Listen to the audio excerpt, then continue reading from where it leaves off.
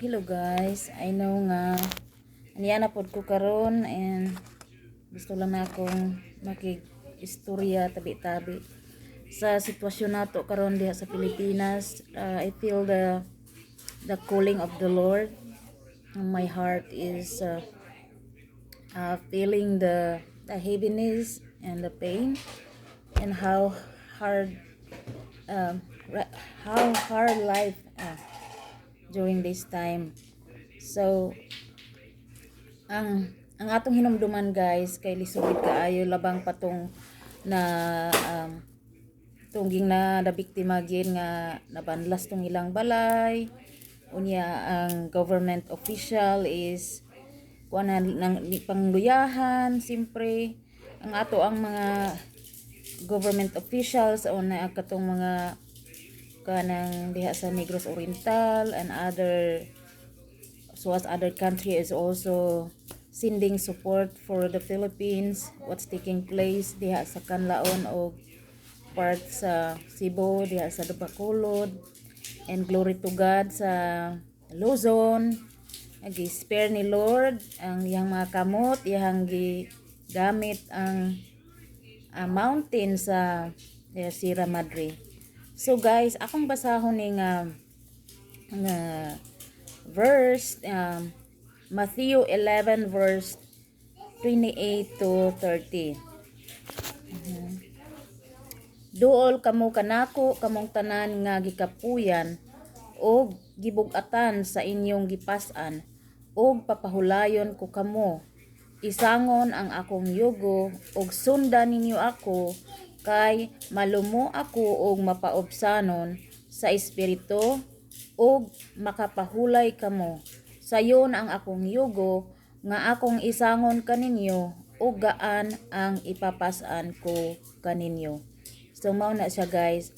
I-surrender nato tanan kani ng mga panghitabo nga caused by the distraction mga silot, distraction ni pagdisiplina sa atoa kani nga mga sakuna this is not dili ni siya yung nga waste ni siya guys kay not everyone is doing the right thing na whether we like it or not ang mga Satan is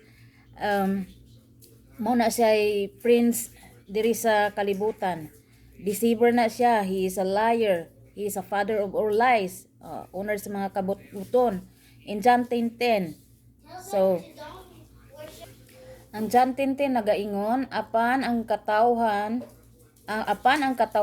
moanhi kawatan moanhi aron lamang pagpangawat pagpatay ug paglaglag mao na siya si Satan guys mianhi ako mao ni si Jesus aron makabaton kita kamo kita og kinabuhing madagayaon. So guys, ang ato ang Ginoong Hesus siya ang bread of life, pan sa kinabuhi, living water. Siya ang tuburan. Siya ang tuburan sa tubig. Kung makainom kita, kung siya ang atong pan, kung wala na'y magmakulang pa kanato. Kanang 7 I ams guys?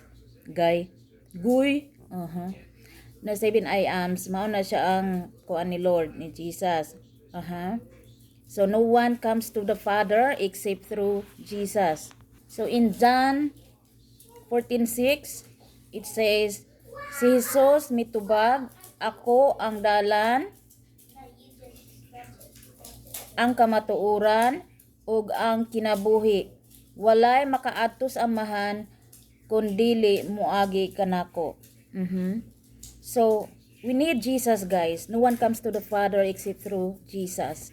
And while he is in heaven preparing a place for all of us, wala kita gibiyaan niya nga mahimutang ilo or orphan. The Holy Spirit, His Holy Spirit, the Holy Spirit of the Lord is here. And we have to test the spirit kung unsa what kind of spirit ang nagpuyo sa ato ang kinabuhi. Is it the spirit from the Lord or spirit from the enemy? And the spirit from the Lord kay mamunga kita nga sigon sa iyahang in Galatians 5 verse 22 to 23 ang atong basahon guys. So in Galatians chapter 5 verse 22 to 23, apan ang espiritu gikan sa Dios naghatag sa gugma, kalipay, kalinaw, pailog, kaluoy, kaayo, pagka matinud-anon, pagka mapaubsanon, ug pagka mapinugnganon sa kaugalingon. Kining mga butanga wala mahisupak sa bisan unsang balaod. So mao na siya guys ang kung makita na gani nato nga mao na siya ang namuhat sa atong kinabuhi. So meaning we are in a line with God's will. Siya ang nanginabuhi diha sa atong kinabuhi. Kung makita pa gani nato ng napay ingon ani nga spirit sa pagkalibakira, spirit sa kanang magsigrag bagulbol, that's not from the Lord. Ngayon, you can give it to God. In Matthew 11 verse 28 to 30, imo siyang isurrender sa Ginoo. Isurrender nato sa Ginoo. Lord, di nako kaya kung ngano man guys. Kung wala man gud si Lord sa atong kinabuhi, wala gid kitay mahimo guys. Ang ato ang buhi nga Dios, siya ang source sa tanang panalangin. Siya gani ang source sa atong kinabuhi. Siya ang ga-create sa ato ang tanan. And as people, kita nga mga tao, we are the highest creation nga gi-create ni Lord. And we are being called to stewards sa iyahang creation. So, sa sitwasyon karon nga after the tragedy, after the calamities that is so strong that I'd ever see like category 5. I pray and the world is praying for the Philippines, and the next day the people there, God revealed, gipakita ni Lord nga really mao ni siya ang mga believers nga atong angayan nga magampo ta sa Ginoo, nga ato ging specific nga ingon nga ang Philippines kuno 90% is Christian.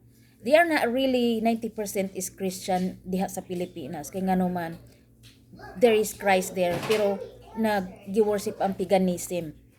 Pagano, idols, daghan kay mga idols. Ang atong Ginoo guys, silusan gina kanang binirit dira kanang moampon ni Mama Mary. If only Mama Mary is alive, isultihan kita ni Mama Mary, only Jesus Christ. John 14:6. There's kana dili gina siya pwede guys. Kanang mga inukit, Exodus 20 guys. Basahan ninyo ng Exodus 20. Diha nato makita nga kuaning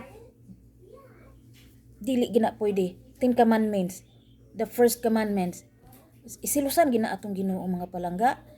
Unya kani pa ako po ni siyang ikuan nga ang nganong dili makapamuhat ang Ginoo sa ato ang kinabuhi ko tungod kay naapatay unforgiveness nga wala nato gipasaylo ang mga tawo nga nakasala naton. Ingon pa magani sa Biblia nga pasayloon nato 70 times, meaning 70 times meaning unlimited. Kinahanglan mo pasaylo ta unlimited. Nakanumdum mo sa kinabuhi ni Job nga nananghid si Satan nga kuan nga iyahang i-distract, iyahang gobon si Job. Una ingon si Jesus nga ingon ang Ginoo nga okay ako kang ialaw pero ayaw kuha ang iyang kinabuhi. So nialaw gito, gipamatay ni Satan ang mga distraction gikuan kay dato man to si Job atong panahon na niya kay Job is a man of faith man na siya. So gipamatay niya tong mga kuan katong iyang mga pamilya kay mga buluyagon mo puto iyang mga pamilya ni Job atong nauna, pero si Job gyud nga kuan ning man of faith gid siya, kanang si Lord gyud ang iyahang number 1 sa iyang kinabuhi. So na ganito sakit si Job, di ba? Distract na gid sa kaayo, sakit gid kaayo na ang kinabuhi po ni Job guys, ni Job. We are not exempted. Dili ta exempted ana. All of us will suffer because Satan is here on earth. While Satan is on earth, we will experience this destruction. So, ako po sa akong pamilya, I touch this to, for, because we're still, in bondage, sa mga, bondage gani guys, kanang tunglo na siya guys, the work of Satan. Satan don't want us to be free from all of this bondage sa mga cursed or ang mga tunglo. Mao galing na moingon ta nga, Lord, tis the spirit that reside. Ikaw ba ni Lord? Because if it was you, Lord, then so be it. But if it's not you, Lord, help me. Kay only the miracle ang makapahiling kawas nato, guys. Only someone nga naay mag-pray sa ato, kay someone who prays for me. Kabalo ka, guys. Kami gikusok-kusog gid mig maayo sa mga pagsulay. Gamay pa ko, guys. Ako ang papa namatay 34 years old. Unya dili okay ang amo ang pamuyo, although he is a hardworking man, pero dili gid okay ang pamuyo. Di gid siya okay ang pamuyo sa una ni mama o ni papa, kay kanang grabe ang work of the enemy. Si mama ginalibak left and right, grabe gid pamuhat ni Satan pang distract. Di si mama gi tikbas og buang mga inana dayon. Si papa liver cirrhosis, unya kuan ka ng nabaligya tanan niya, patay gyapon si papa niya, gagmay pa mi kaayo, guys, atong panahon na niya. After that si mama pod gipatay sa among igtagsa nga product of kanang broken home. So mao gina makita ginato diha, guys, nga ang kinabuhi ni Job, we are not exempted. Pero ang diha nga ang wala magkatulog ang Ginoo, nakita niya, gi-preserve ta niya, gipalangga ta niya, wala gipatay, wala nganong wala nabungtog ni Satan si nganong victorious si Job sa panahon sa iyang panahon, tungod kay nagkapyot gisa sa Ginoo. Bisan nagkasakit na siya, bisan kuan na siya, gibiay siya, bisan pa nga ingnan nga basig nagkasala ka, so wala gyud og nama ko'y sala, ampo gid sa Ginoo. So karon nga mapanghitabo, guys, basahan ninyo ang kuan, ang story ni Job sa Biblia, ang Psalms, kuan na ninyo si David, nagampo gina sila maayo kanang sa mga karakter nga nga gipanggamit sa Ginoo sa Biblia. Basa gid Biblia kay diha nato mabalaan nga there's nothing new under the sun, guys. Kinahanglan nga mo kuan kita sa Ginoo, mo connect kita sa iyaha, nga kung wala siya, wala pod kitay mahimo na. So mao ning giingon ni Job in Job 1:21, mingon siya, guys, nataw ako nga hubo ug mamatay usab ako nga hubo. Ang Ginoo maoy naghatag ug siya usab ang nagbawi, dalaygon ang iyang ngalan. So bisan pa man unsa pa nga distraction nga na gipadangat ni Satan sa iyang kinabuhi, pa gunob sa maayo ni Satan, wala gipahilabtan ni Lord ang iyang kinabuhi ni ang iyang faith ang naghatag niya og kagawasan. Nga si Lord ra gyud ang iyahang dalangpanan. Iha pa ganing gipray si Lord nga sa tanang kasakit, hubo ako nga naabot sa kalibutan ug hubo usab ako nimo nga mabalik, Ginoo. Anya kanang paginggi ko ang dalay ko ng imong ngalan, Diyos ko. So after that nakapasar si Job, gipaangayan sa Ginoo, guys. Pinilo ang grasya nga gihatag diha sa Ginoo, ug dili na siya ugi panalipdan na siya ni Lord, kay nakita naman niya nga ang faith ni Job is walay makatupong. So we have to be like we need that kind of faith. We need that kind of kanang pagtuo dito sa Ginoo, nga bisan og gikusok-kusot tag maayo sa atong kinabuhi, si Lord nagpabilin paghihapon nga kung moduol kita kaniya, andam siya nga mutabang kanatong tanan, guys. So usbo nako ang buhat sa yawa. Mao ni siya in John 10:10. Apan ang kawatan muanhi aron lamang pagpangawat, mao na si Satan, pagpatay dayon ang patayon nila ang ato ang kalipay ug paglaglag. Pero si Jesus Christ ni anhi sa kalibutan aron makabaton kita og kinabuhing madagayaon o kinabuhing walay katapusan. So dawaton nato si Jesus Christ diya sa atong kinabuhi, guys. Ato siyang imbitaron diya sa atong kinabuhi. Surrender nato ang atong kinabuhi, dili half, dili 1/4 kuning tanan nato nga mga concern atong ihatag sa Ginoo, kay ngano man, guys, gikan ta sa Ginoo ug kinahanglan mo balik kita sa Ginoo nga di ta mahimulag kaniya, kay ngano man ang pagpuyo diha sa pagpakasala, paglumid sa pagpakasala, Galatians 5:22-23 mauna siya ang prutas kung mamuyo na si Lord sa atong kinabuhi mauna ang ato ang ibunga. Kung wala pagali na nato ang prutas sa Espiritu Santo o Espiritu gikan sa Ginoo, dili opposite ang makapamunga sa atong kinabuhi.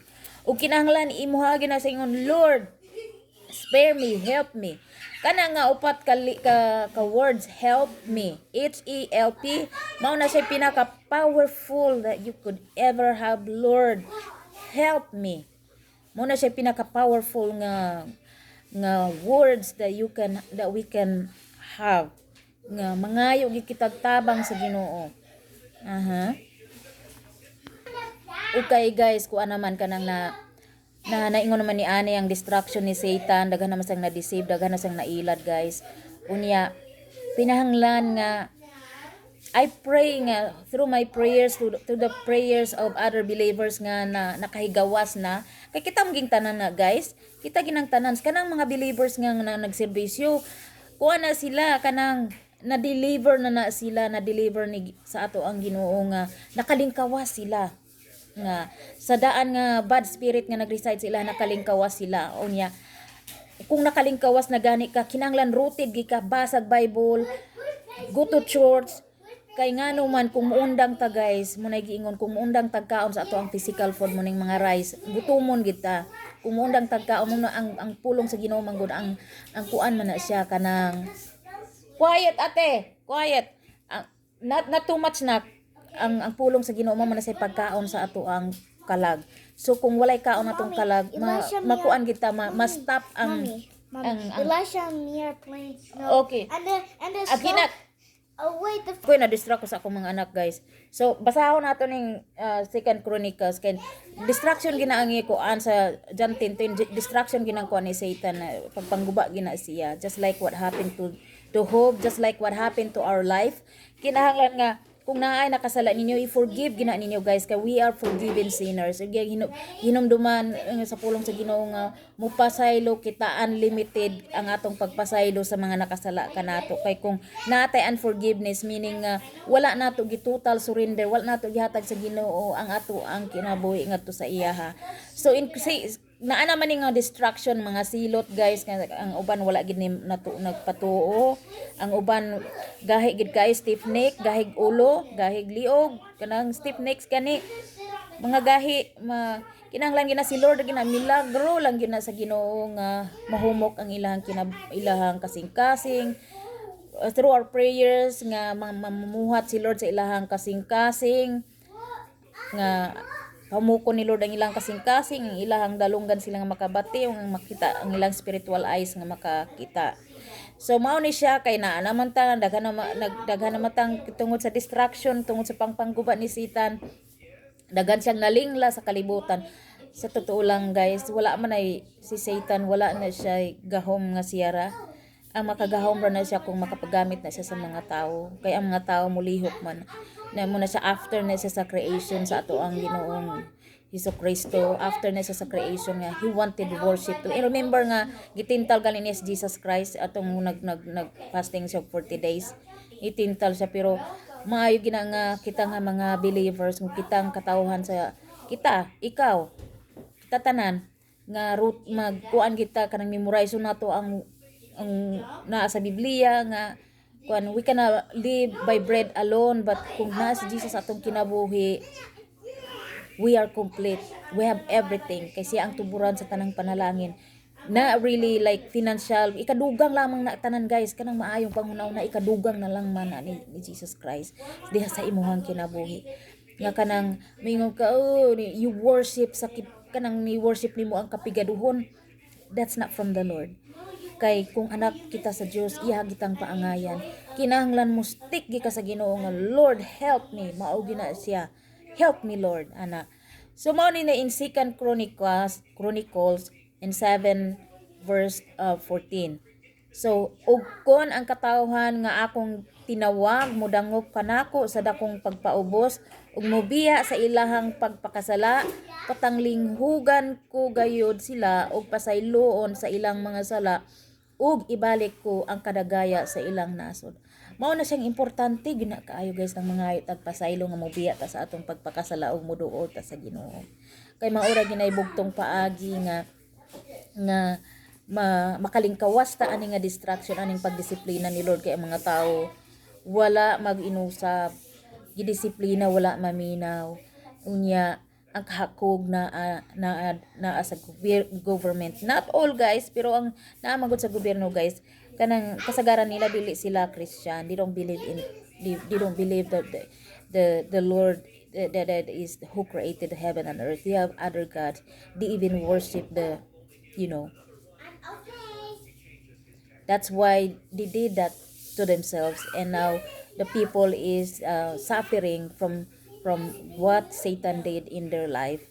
Okay guys, maura ni siya ang ako ang bugtong right now mauna ni ako ikapaambit kaninyo ang kung nga pag-ampo nga i-equip kamo ni Lord ang akong nga pag-ampo nga sa padayon ato ang imbitaron si Lord sa tagsa nato ka kinabuhi nga I pray nga ang pagpasaylo maghari diha sa tagsa nato ka kinabuhi ug paningkamutan nato nga alay ng ato ang kinabuhi diha sa kabubuton sa atong Ginoong Hesus Kristo.